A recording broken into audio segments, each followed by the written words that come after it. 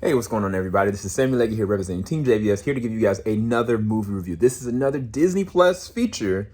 I'm talking about Pinocchio. Now, I assumed that Pinocchio is going to be coming out theatrical and Disney Plus, but I believe it's just going to Disney Plus. But it debuts on September the 8th, 2022, which is next week. So, what did I think about it? Well, just make sure you understand this. There is two different versions of this.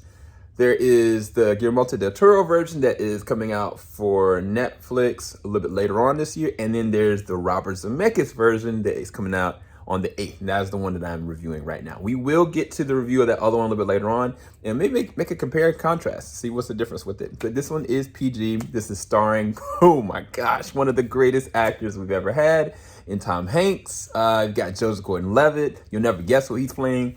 But what did I think about the film? So first off, I think that they did a really good job of blending CG and live action. I think that from the live action standpoint, when you have somebody as atmospheric and a character actor in Tom Hanks playing Geppetto, the heart and potatoes of everything interaction with Pinocchio and everything supernatural that's going on, you're gonna get the feels. And I can tell you, I got the feels. The third act gave me the feels, but I have a specific thing to talk about that. Then you have Joseph Gordon-Levitt. He's playing Jiminy Cricket, and he does not sound like Joseph Gordon-Levitt at all. Like, I think that I would equate him to what, oh my gosh, I blanked on his name, but Rocket Raccoon.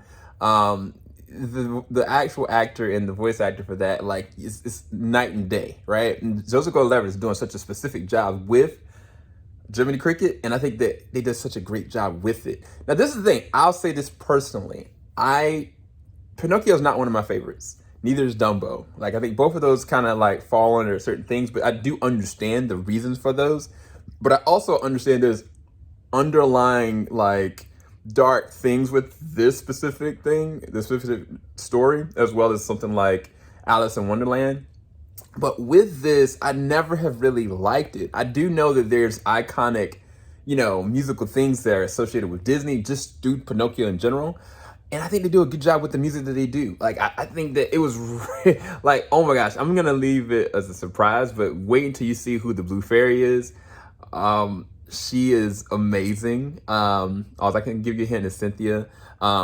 She's an Oscar winner. That's all I'm going to say. And she's an amazing singer. The music is on point. I think they did a really good job not being overly musical. And then there's also something they do with Geppetto specifically when, Pinocchio is being made. I'm trying to make sure this is non-spoiler as possible. That it could have come off as really gimmicky, but they really make it fleshed out and you really connect with that as opposed to just breaking out into a song. The other thing that I say that's really cool about this one is there's a character in this one that I didn't suspect that I would really love, and it's the character Sabine. Sabine as a character, like every moment that she's on screen, and I don't know if it's the actress or what she's doing as a voice actress in it that works so well, but she's lighting up every single scene that she's with in connection to Benjamin's version of Pinocchio. I just loved her in this. I think she did a really good job adding to that because I never really kind of cared for a character like this. And I love in the capacity they really use her. But the visual effects are pretty good. I think that the visual effects for like the cat and Geppetto and how he kind of interacts with everything in his space, that's going to catch a lot of people off guard. There's so many Easter eggs inside of their home. Just watch clocks. That's all I'm going to say. Jiminy Cricket, I think they did a good job as far as CG with him. This is a weird thing. And I think it's either one, they intentionally did it, or two, they tried to make sure they didn't Lion King it up. When I think about Pinocchio and the CG of Pinocchio, it doesn't look real. Like, it doesn't look like wood made in transition to, what the CGI convergence will be. It looks really cheap, which is weird because everything else looks pretty on point.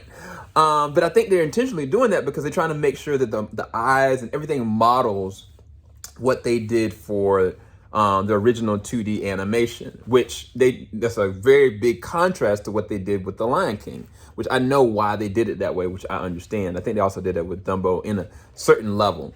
Because even down to his mannerisms, I think it resonated the same exact way. So I'm not gonna dock them for points for that, but it is noticeable. I want to make sure I go and dissect everything. I think again, I thought the musical score numbers were good. As far as the score, I think they did a decent job with that. And it gave me an emotional reaction. The third act really, it hit different. It hit different than what I've seen in the past with the 2D version, which is so crazy because I never really cared for it. I never really cared. And I was like, I'm sitting there, finding myself sitting there tearing up. And I was like, what is going on here? And it's not as though I didn't have an emotional appeal or connection to it in the past, but it just hit different with this one. I'm not really sure why. Maybe it's the actors, or it's the human connection to it, or the way they even stylize it differently. And there's also a whole lot of different voice actors in this one that you're gonna get thrown off by that do a really good job to complement the story as well. But I think all in all, I give it a B+. I think that it's definitely worth checking out. I'm curious to see what Guillermo del Toro's version is gonna look like, where they put a lot of work as far as the CG conversion of that, and it's definitely gonna be a little bit more darker. But as far as this one, I don't think you can go wrong with it. I think they do some really interesting things in the third act. I think one of the first Disney like CG animated films they've done in a while, I think the third act actually hits pretty well. I'll talk to you guys later. Make sure you like, subscribe, hit that bell button. We have a lot more coverage coming. Take care, guys.